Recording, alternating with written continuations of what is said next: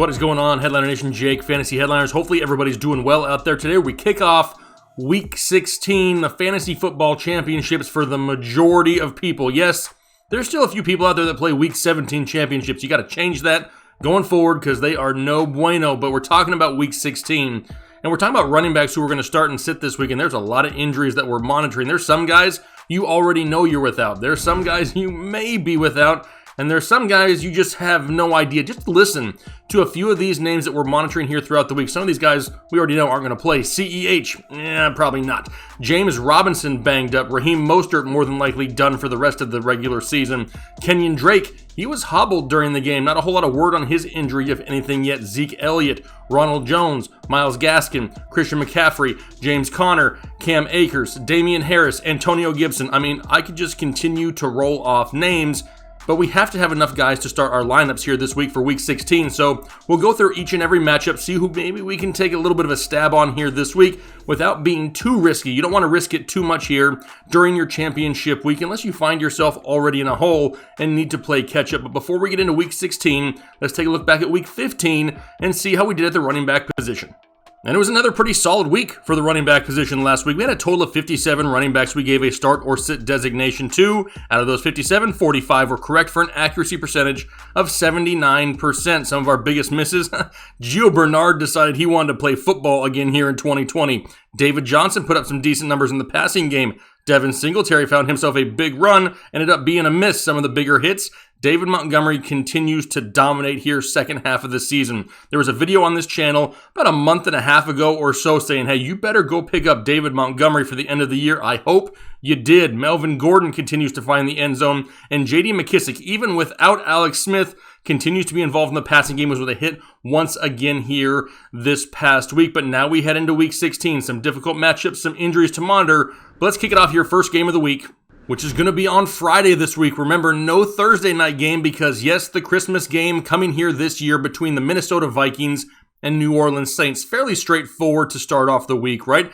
I mean, you never, ever sit Dalvin Cook. Like, ever. I don't care how difficult the matchup is. And this one, pretty difficult. The New Orleans Saints, number 1 in the NFL against fantasy running backs, allowing only 13.7 fantasy points per game. But he just faced a couple difficult defenses, right? Chicago, Tampa Bay, they're both top 10 against running backs, and he still scored at least 18 fantasy points a game. Like I said, you never sit Dalvin Cook. For New Orleans, man, it kind of sucked seeing Latavius Murray and Taysom Hill get those touchdowns and in carries around the goal line. That hurts as an Alvin Kamara owner, right? But it's just another one of those situations you can't sit the guys who really got you there, right? And Alvin Kamara has that super high ceiling on a weekly basis. Drew Brees back under center, and it doesn't exactly look great at times, but we saw Alvin Kamara once again still be involved in the overall game plan, and I like him again here once again this week. The Vikings allow right around 18 fantasy points per game, and he's the only guy I'm interested in as of right now for the New Orleans Saints. And Latavius Murray's just not getting enough volume weekly. Very touchdown dependent. We need those touchdowns to go to Kamara this week. Which then leads us into Saturday football. First game up there, Tampa Bay Buccaneers, Detroit Lions, and if there was ever a time to really want Ronald Jones, this would be the time. The fantasy championship against the Detroit Lions. But honestly, doesn't sound like we're going to have Rojo here once again this week. But that means we have a lot more Leonard Fournette and a little bit more clarity in this backfield for the most part. Detroit allows over 27 fantasy points per game in the NFL to opposing running backs. That's the most out of any team. And without Ronald Jones, like I said, at least we know where the volume is somewhat going, right? It's more Leonard Fournette, and I'll actually take it here this week. Last week, 14 carries for only 49 yards, but did find the end zone twice against a very difficult Atlanta Falcons run defense. This is a much better matchup for Leonard Fournette, and as of right now, he's going to be a start for me here, unless something crazy happens and Ronald Jones does get activated for some odd reason. But with the COVID IR, the way that works, he may not have enough time to be cleared for this game on Saturday. Just something to pay attention to. Now for the Detroit Lions, it seems like we're back to the backfield of DeAndre Swift, right? But Tampa Bay, difficult matchup. Number 3 against opposing running backs, allowing only right around 14 fantasy points per game. But the volume, it's back for DeAndre Swift, right? 19 touches last week. That's what we want to see in this backfield because that means a lot less Adrian Peterson and a lot less Kerryon Johnson, which is great. Now, in a difficult matchup like this, we may see a slightly lower ceiling for DeAndre Swift. Not a running back one, not somebody inside the top 12. Definitely inside the top 24 as a running back too, and a start this week for me though here in week 16. On to San Francisco and Arizona, and more injuries to talk about, right? First one, Kenyon Drake. Now, I was watching this game, and I watched him hobble off to the sidelines right there towards the beginning of the second half, and then we didn't see a whole lot of Kenyon Drake rest of the game. That's an issue, right? At least for the Arizona side of things. And then with Raheem Mostert, he's battling an ankle injury once again. They've already come out and basically said his season's probably done at this point. More than likely, they're going to shut him down. And this matchup is a lot better for the backfield of the San Francisco 49ers. So with no Mostert, we got to go look at Jeff Wilson here once again. Now, he may not be overly efficient. He's not going to rack up those huge rushing totals, but what's he going to do? He's going to score touchdowns. How many touchdowns? Well, a lot. One every 13.2 touches so far this season. Is that number good, Jake? Well, hey, thanks for asking. That's better than Derrick Henry, Dalvin Cook, Nick Chubb, Alvin Kamara. Yeah, the guy scores touchdowns, and it's because they give him those scoring opportunities inside the red zone and around the goal line. That's what we want, right? We want those opportunities, especially with so many guys banged up here this week. These are the type of plays that we need to look for here in Week 16. Now, back to Kenyon Drake. We saw him hobbling, but really there's no reports coming out of any major injury would cause him to miss any time. The problem is, coming up to this game, Chase Edmonds was a game-time decision. We didn't even know if he was going to play, yet he played and looked fairly healthy. So it's kind of a big question mark in Arizona as of right now. If Drake is a full go in practice 100%, I'm going back to Kenyon Drake as the start here. If Drake is limited or out, that's when we fire up Chase Edmonds. Just something to pay attention to here as we lead up to the weekend here in Week 16.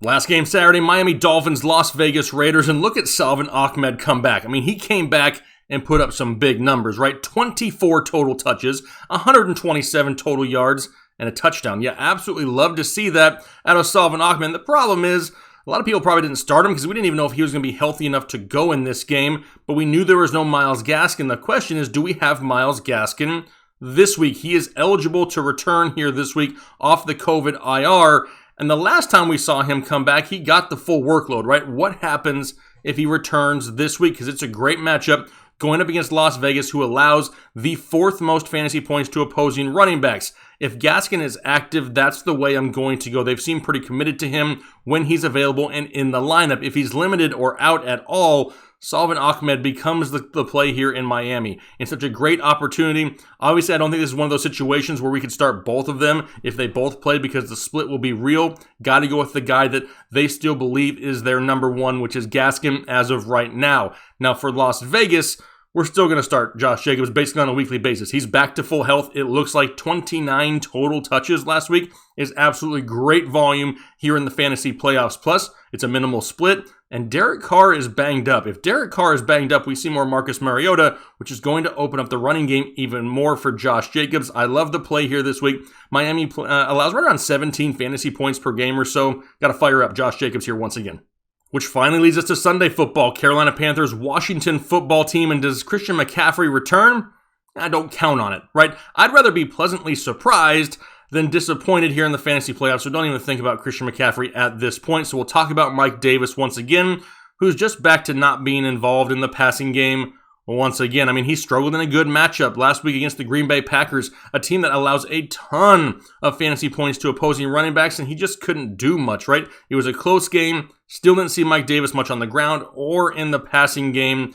And he's just not one of those top options like we had to start the season, right? He's a little bit more risky, more of a flex play at this point. 6 out of the last 8 games he's played, he's finished outside the top 25. And that's why he's right there in that flex category here on a weekly basis. No idea why they just don't utilize him anymore. We have seen a slight, resurgence of DJ Moore second half of the season. And once we saw that, we saw a lot less Mike Davis. So good for DJ Moore owners, horrible for Mike Davis owners and anybody who had Christian McCaffrey and Mike Davis. You hate to see it, but for this week, he'll be a flex start. He's just not somebody who I feel overly confident about. For Washington, do we see Antonio Gibson back this week? I mean, he's getting closer, right? We need to watch the reports to see what his status is throughout the week. He did partake in individual drills last week, but he was doubtful to play from the start. So he's just something we really need to pay attention to because J.D. McKissic is still producing in this offense. And we're going to fire him up if there's no Antonio Gibson. Another 10-target game last week. He's now finished inside the top 20, 2 out of his last 3 games played. And he gets a matchup against the Carolina Panthers, who allow just under 20 fantasy points per game, which is 9th most in the NFL. If Gibson sits, fire up McKissic.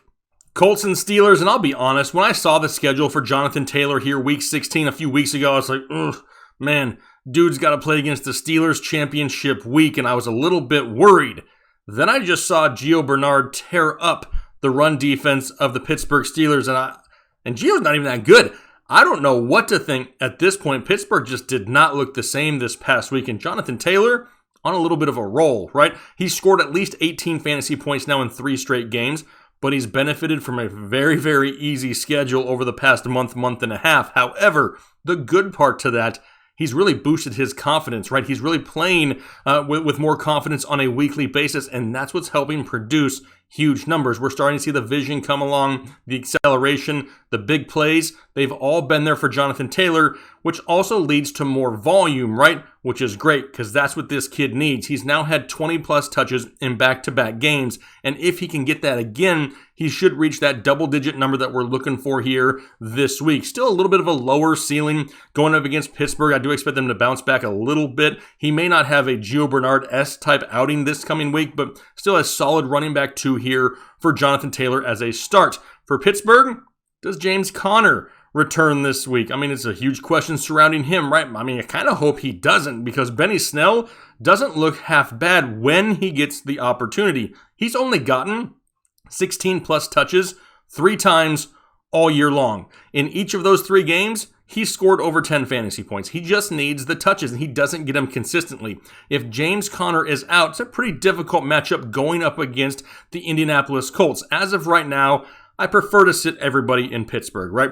Not an ideal situation. The offense kind of looks a little bit iffy here. All of a sudden, Big Ben does not look good here over the past couple weeks. We just got some questions surrounding this team. Once we get final word on James Conner, we'll have an update on this backfield. But for right now, I prefer to sit all the running backs here for the Pittsburgh Steelers.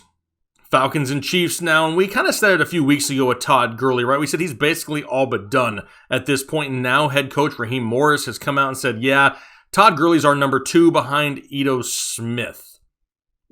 Yeah, I really don't like it, and it doesn't really even matter because the Falcons can't run the football to save their life. As of right now, you have a backfield of Todd Gurley, Ito Smith, and Brian Hill all splitting touches, and a team average on the season of 3.7 yards per carry, which is dead last in the NFL. Not a bad matchup, but with this type of split and the lack of touchdown upside altogether in this backfield, I'm going to sit all of these options here once again this week. For Kansas City, you hate to see CEH go down, right? However, for Le'Veon Bell owners, it gives you another option here in the fantasy playoffs because we'll see a lot more Lev Bell going forward. He just had a season high in touches last week. However, the ceiling is going to remain a little bit lower, right? I mean, it is a difficult matchup. Going up against Atlanta's rush defense, they are 5th best in the NFL against opposing running backs, but there's no way I'm going to sit Le'Veon Bell here if I own him. We've kind of been waiting for this moment, right? This backfield has always been such a heavy split, and they weren't getting a whole lot of volume. Once you split it in half, it was really hard to start either one of these guys. Now with no CEH, hopefully that raises the floor enough to make Le'Veon Bell a weekly safe start as long as CEH is sitting. Chicago and Jacksonville, and both these guys easy starts, right? David Montgomery, James Robinson. As of right now, David Montgomery is running back 2 overall in fantasy football over the last month of the season. 4 straight games inside the top 7. He's got a great matchup now going up against Jacksonville, who allows over 23 fantasy points per game. David Montgomery is going to remain a must-start here once again for me in Week 16. For James Robinson, kind of need to monitor here a little bit, right? He left early in that game with an ankle injury, and I don't think it's serious enough to make him miss the game this week, but we have to pay attention to the practice reports. Really, remember, Jacksonville's not playing for nothing. Do they want to throw a injured running back who had a great year for them behind a horrible offense and a horrible offensive line, a bad quarterback play, just throw him out there while he's hurt and risk further damage? Or do they just sit him down, rest him until next year, and pick up where they left off? That's just something we need to pay attention to because it's a very difficult matchup going up against Chicago, the 9th best defense against opposing running backs. And even though the ceiling may be lower for James Robinson this week, he'll be a start as long as he's a full go here by the end of the week. He's going to drop down a few spots in the rankings. He probably won't be inside my top 12 this week until we get word that he's fully healthy or not moving forward. Just something else we need to pay attention to here in Week 16. Bengals and Texans, and finally, Gio Bernard decided he wanted to play football again here this year. I mean, he only had 10-plus carries 3 times all year long. He hadn't finished inside the top 30 running backs since November 1st, and then comes out this past week, gets 25 carries against the Pittsburgh Steelers, in which he turns into 83 yards and a touchdown on the ground.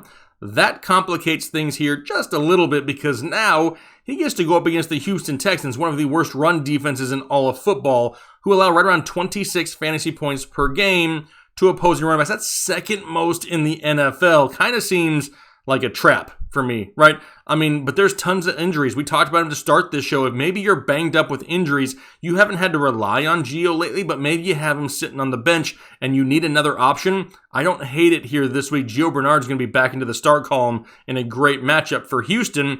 Got to stick with David Johnson, right? He finally saw more passing work, 11 targets for 106 yards this past week. That is exactly what we need from David Johnson. Now he gets a little bit better matchup this week than he had last week. Cincinnati allows right around 17 fantasy points per game. And now that he's back to his full workload, we could see more carries on the ground in this game if it's a little bit closer. Another super solid start for David Johnson here this week as a mid to low end running back too. Giants and Ravens, and damn it, Wayne. I mean, it's not all Wayne Gallman's fault. I mean, he had a horrible week this past week, but Cleveland really took control of that ball game, and they never really got to establish the run in New York. Now, New York should have Daniel Jones back this week, but they're going up against the Baltimore Ravens, and that's really going to limit whatever ceiling Wayne Gallman has anyway. What worries me, the Baltimore offense starting to click a little bit, right? And if they go out and get a lead, we're going to see the same thing we've seen from Wayne Gallman the past couple weeks. The lack of touches because they're trailing and having to throw more in that ball game. That's what's hard. Now, I don't love Wayne Gallman this week. If you have other options who we've talked about or will talk about that may be higher ranked by the end of the week than Wayne Gallman, I would consider to sit him. As of right now, given all the injuries and the potential risk out there with some other guys, I have Wayne Gallman listed as a start. He's going to be towards the bottom of my top 30 rankings, though. Not somebody who is a must start this week. There's a lot of risk surrounding Wayne Gallman. So really take a look at your options and determine if he's the best one that you got. If you got somebody that's a little bit safer, I would consider it. For Baltimore, it's finally happened. We have entered the Dobbins era in Baltimore, right? 4 straight games with a touchdown, 13 plus fantasy points in 4 straight games. Lamar Jackson running the football a little bit better, which is going to open up that read option that they do so well in Baltimore. The passing game starting to open up a little bit. Mark Ingram was a healthy scratch, which means we know they're committed to Dobbins. At this point, JK is going to be the start going forward in this backfield. Gus Edwards is going to be one of those guys who's very irritating, who's going to go get right around 10 to 12 touches a week, and at times steal a touchdown and piss off JK Dobbins owners. However, this week in this matchup, I'm rolling with Dobbins. Browns and Jets, and the Chubb train continues. Chubb train, that's hard to say. Chubb train. Got to make sure I don't mess that one up. Anyway, 10 plus fantasy points in 10 out of his 11 games played so far this season. He's currently running back 12 overall in fantasy football. He missed 4 games on the season. The ceiling is super high, the floor is super safe, and he's in an offense that's going to feature him on a weekly basis. He's an obvious must start. For Kareem Hunt, started to fall off here as of late, and it's really because they don't need him as much, right? They're not trailing as much in Cleveland as they had in years past, and they're not having to throw the ball to him that much. They get a lead, they run the ball with Nick Chubb, they win ball games. That's what's happening in Cleveland. Plus, the passing game with Jarvis Landry has really opened up for him and Baker Mayfield over the past few weeks, which is limiting the potential ceiling of Kareem Hunt, who's only averaging right around 10, 11 touches a game here over the past few weeks. He's too good to sit, right? I highly doubt you have, 3 better running back options on your team. If you do, congratulations. If not, the ceiling he has is matchup winning. The floor he has is going to be right around 6 to 8 fantasy points, which isn't horrible. It's not great, right? My biggest concern here, they're playing the Jets. And the Jets, even though they won a game, still suck. And if the Browns can get a decent lead, we may see more Chubb than Hunt once again. Like I said, I'm going to start Kareem Hunt as a flex play. He'll be a mid to low end. He'll probably be ranked right around 25 or so in my rankings. Not somebody who I'm overly high on this week, just due to the chance that he may not see a whole lot of volume. But like I said, that ceiling, matchup winning, and that's what you may need here in the fantasy playoffs. For the Jets, nope. I don't care that Frank Gore and Ty Johnson both scored over 13 fantasy points last week. I don't care. Cleveland has been playing great. More than likely, they're going to have a lead. They're going to be trailing and having to throw the ball there for the Jets, and I just don't trust the Jets and Adam Gase in Week 16 of my fantasy football championships. That's what it really all comes down to. I'm not taking that risk. Broncos and Chargers, and it's nice to see Melvin Gordon kind of continue his streak of playing well, right? He's actually been a solid start for a lot of people here for the last few weeks. Another top 10 finish last week. He's now up to running back 17 overall on the entire season, so a solid running back 2-year for Melvin Gordon. Now, he's going to continue to split with Phillip Lindsay, but the touchdown upside is way higher for Melvin Gordon at this point in a matchup going up against the Chargers, who allow right around 18 fantasy points per game. Still going to start Melvin. Phillip Lindsay just doesn't have that upside for me as of right now. As for the Chargers and Austin Ekeler, you can't ever sit Austin Ekeler. Yes, he was a disappointment last week, and Ballage stole a touchdown, but what really worries me here is the play calling of Anthony Lynn. Now, Anthony Lynn thought it was a good idea at one point to arguably take out one of the best overall athletes in the world, at least the NFL, in Austin Ekeler, and decided to try to do a dive over the line of scrimmage into the end zone with Kalen Ballage. That doesn't make a whole lot of sense to me. We've seen videos of Austin Ekeler whose vertical is like 79 inches. I'm exaggerating, but it's huge. That's the guy that I would rather try to jump over the pile instead of Kalen Ballage jumping over the pile. Just some questionable calls there, right? And we've kind of seen that off and on here throughout the season for the Chargers, and this led to a lot of heartbreaking losses. Plus, now we see Justin Herbert calling his own number around the goal line at times. Denver does allow right around 18.5 fantasy points per game. At this time, Austin Ekeler is the only guy I'm starting due to the volume he's getting. Kalen Ballage has lost a lot of touches to Austin Ekeler and is really touchdown dependent. Hopefully those touchdowns go the way of Ekeler this week. That's the guy I'm starting in Los Angeles. Philly and Dallas, and maybe Dallas should just stick with Tony Pollard at this point, because, dude went out and balled last week, right? Running back 2 overall with no Zeke in the lineup, and that was against a difficult San Francisco defense. Now, he looks explosive, he broke tackles, found the end zone, everything you want from a running back, right? Especially for the Dallas Cowboys. We haven't seen that a whole lot from Ezekiel Elliott. But we don't know if Zeke's going to play this week or not, and if he's active, you know he's going to steal the touches of Tony Pollard just cuz, which really sucks for fantasy owners because Tony Pollard could be one of those guys that could win you a championship here this week if Zeke sits. It's something we need to pay attention to. Monitor it throughout the week here. If Zeke is out, Tony Pollard is an absolute must start. If Zeke plays, he'll probably be towards the start column, but he's going to be ranked in 20 to 25 area. He's not somebody who is an absolute smash must start by any means. It's apparent he's not 100% healthy, and if I had to guess here early in the week, we see Tony Pollard and not Zeke this weekend. Something else to watch as we head into the weekend, though. For Philadelphia, Miles Sanders is getting the volume, which is great to see, right? That's what we want. He had 18 touches last week against Arizona, but couldn't find the end zone, and it really limited his ceiling for a lot of people last week. But that big play upside is always going to be there, especially with Jalen Hurts in this offense. Plus, this is a much better matchup for him going up against the Dallas Cowboys, who allow over 21 fantasy points per game, 6th most in the NFL. Miles Sanders is once again going to be a start here in Week 16. Rams and Seahawks, and this one pains me quite a bit, right? No Cam Akers. He's hurt. He's out. He's going to miss time, which sucks because now we go back to the split from hell in LA. Darrell Henderson, Malcolm Brown, who both combined for a whopping 4 total touches last week, 2 apiece. Now, a matchup against Seattle isn't all that bad. They allow right around 18 fantasy points per game, but who's it going to be? Who's going to get the touchdowns? Who's going to get the most volume? Who's going to get the passing work? A lot of questions now in this backfield once again. Would not surprise me if Darrell Henderson saw the bulk of the touches, but Malcolm Brown got the goal line work in the passing game.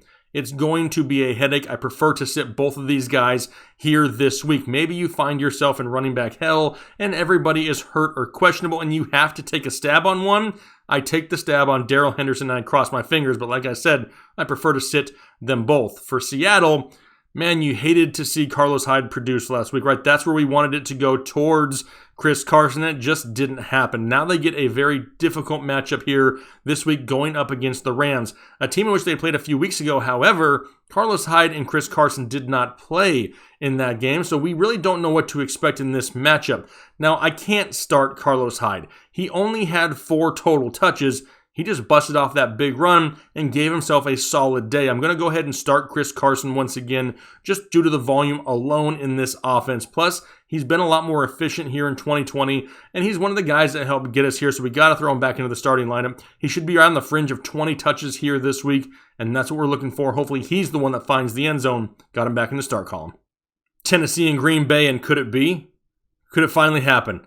In the fantasy championships, are they going to free Aaron Jones because Jamal Williams is banged up? Does he miss time? Is he limited? Something we're watching here throughout the week, because as of right now, Aaron Jones could be a full 100% go in this backfield against the Tennessee Titans, which is glorious for fantasy championships anywhere. He just saw 20 carries last week. That was the first time he'd seen that volume all year long, and he put up super solid numbers with it. The one consistent, here with Aaron Jones is inconsistency, right? Now, over the last 6 weeks that he's played, he's gotten 3 finishes inside the top 10 and 3 finishes outside the top 20. Pretty boom or bust, but if Jamal Williams is limited at all, going against Tennessee, who allows over 20 fantasy points per game, we'll love it for Aaron Jones here this week. For Tennessee, carry us, O King Henry. Carry us to the promised land, King Henry, here in 2020.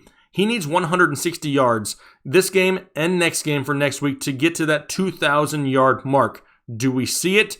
I think we do. It's because he's got great matchups, right? He's got great matchups all second half of the season, and now a matchup with Green Bay, who allows over 22 fantasy points per game. It could happen. Fire up King Henry and hope he carries you to a championship this year. Which leaves us Monday Night Football and all of that excitement. You saw the smile in my face during the last matchup, right? I ain't got none of that for this matchup. Buffalo Bills, New England Patriots. And it really depends on how much you like to gamble. What do you have on the line? Because this is 2 backfields that are stuck in committees with not a whole lot of touchdowns to go around. Both with quarterbacks who like to call their own number around the goal line. And that's just a lot of risk to take into week 16 of the fantasy football season. Now, you have Devin Singletary. We saw a big play from him this past week. Zach Moss, Sony Michel, James White, Damian Harris, is he healthy? So many questions. If I have to take a choice on either one of these guys, it'd be Devin Singletary and Sony Michel, but I don't love either one of these guys, and I prefer to sit the backfield for both squads here. Not worth the risk, in my opinion, in week 16. All right, those are my starts and sits for the running back position here, Week 16 fantasy football. Listen, Christmas is right around the corner. We want to take a quick second to wish you and your families all a very happy holidays, a Merry Christmas, and a deep felt, gratitude from everybody here at the Fantasy Headliners. We've enjoyed, talking with you guys all season long. We love to be able to communicate with you guys all year long, and we couldn't do what we do without the support of you, the viewer, and we know that, we recognize that, and just want to take a quick second to show our appreciation to you guys, to Headliner Nation. So hopefully you have a great week. We're wishing everybody the best of luck in their matchups here this week. And if you win the championships, if we helped you get there in any way, let us know down below in the comment section, because we love to see how we can go out there and communicate with people, and all with a common goal, achieve good things, right? That's what it's all about, is having fun, playing a game, and winning some fantasy football championships. So hopefully we're able to do that for you here this year. We'll make sure we have all of our other start sit videos here out before Friday's game, so make sure you look out for those. Hopefully, like I said, you have a great Christmas here this coming up week, and we will talk to you later.